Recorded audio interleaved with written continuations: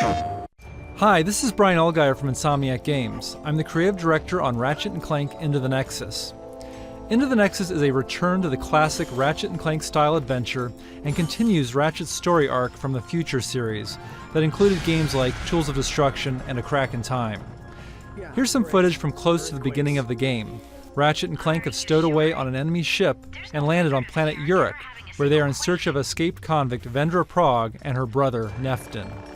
Planet Uruk is considered to be in a haunted sector of the galaxy and was abandoned long ago. It's also the perfect place for Vendra and Neftin's operations. One of the big focuses for Into the Nexus is gravity.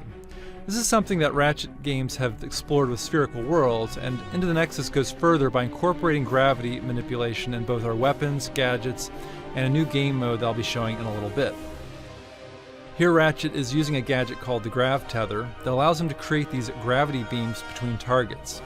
He can change their direction, create multiple beams, and use them to travel across bottomless chasms.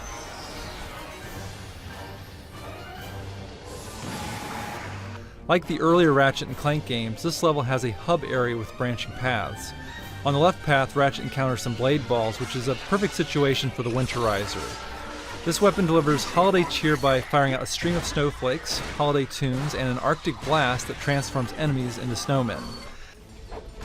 So now Ratchet is traveling further into an enemy outpost using his grav boots.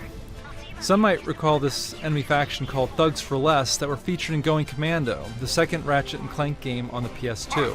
When we get to kill someone, stay frosty, thugs. The enemy could be anywhere. Alright, so these guys are just asking for it.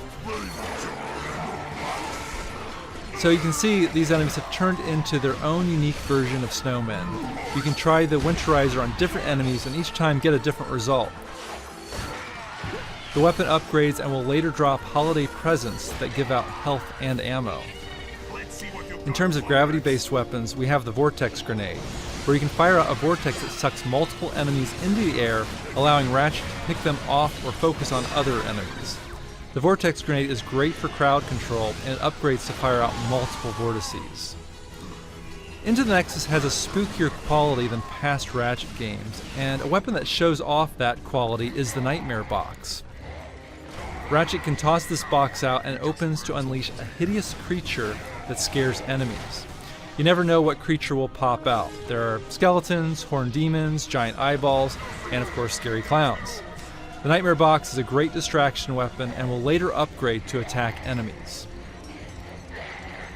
There's another weapon that seems kind of basic at first, but later upgrades and plays with gravity. The Temporal Repulsor is a great shotgun type weapon that knocks enemies back, but when it upgrades, it knocks them up into the air, putting them in a temporary stasis mode, allowing Ratchet to shoot them again to deliver a 1-2 punch and take them out of the action.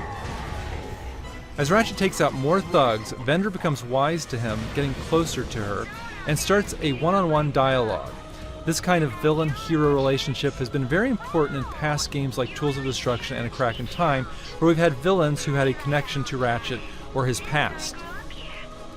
In Nexus, Vendra is searching for her own kind, and this of course is in line with what Ratchet has been pursuing in past games where he's been trying to find his race, the Lombaxes. Vendra compares her quest with Ratchet's and believes the two of them are very much alike.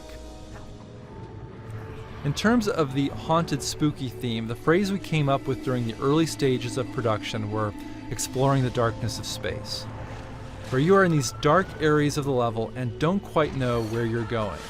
In this section, we have these ghostly anomalies that have given the sector its haunted label. Ratchet and Clank later learn that these ghosts are creatures called Nethers who have escaped from another dimension. Clank gets an upgrade where he can travel into Nexus points that take him into the Nether dimension where he has full control of gravity. Clank can fall up, down, left and right, and manipulate gravity to move objects around and solve little action puzzles. Clank's goal is to lead another creature back to the Nexus point and bring him into the normal dimension where it becomes unstable and destroys a barrier that blocks Ratchet's path. So there's a slice of Ratchet & Clank Into the Nexus. We're very excited about creating this classic Ratchet & Clank story-driven adventure. It'll be available for disc and download this holiday season. PlayStation